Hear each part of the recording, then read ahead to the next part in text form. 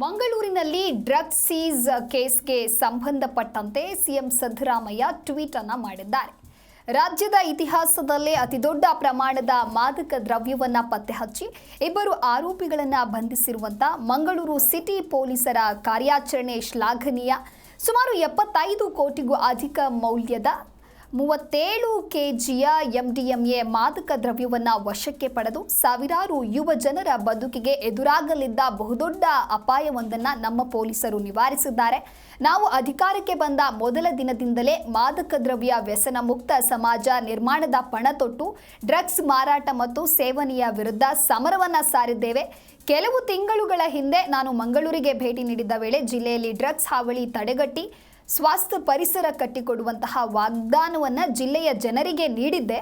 ನಮ್ಮ ಈ ಪ್ರಯತ್ನದ ಭಾಗವಾಗಿ ಈ ಬಹುದೊಡ್ಡ ಡ್ರಗ್ಸ್ ಜಾಲವೊಂದನ್ನು ಪತ್ತೆ ಮಾಡಲಾಗಿದೆ ಅನ್ನುವುದಾಗಿ ಟ್ವೀಟ್ ಮಾಡಿದ್ದಾರೆ.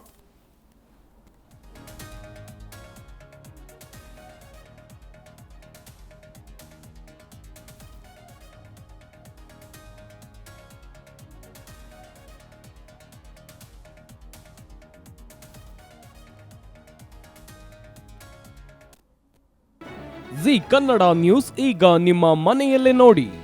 ಎಲ್ಲ ಕೇಬಲ್ಗಳಲ್ಲಿ ಈಗ ಲಭ್ಯ.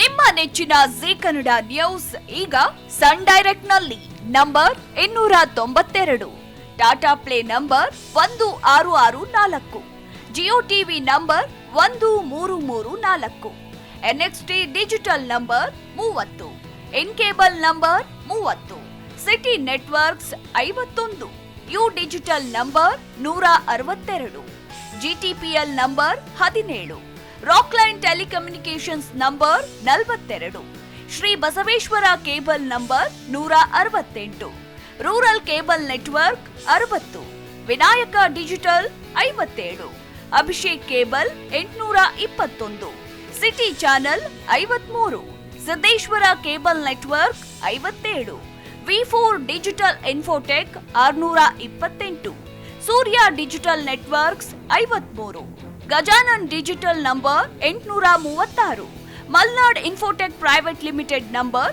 56, Metrocast number 830, victory digital number 167ರಲ್ಲಿ ನೋಡಿ ಆನಂದಿಸಿ.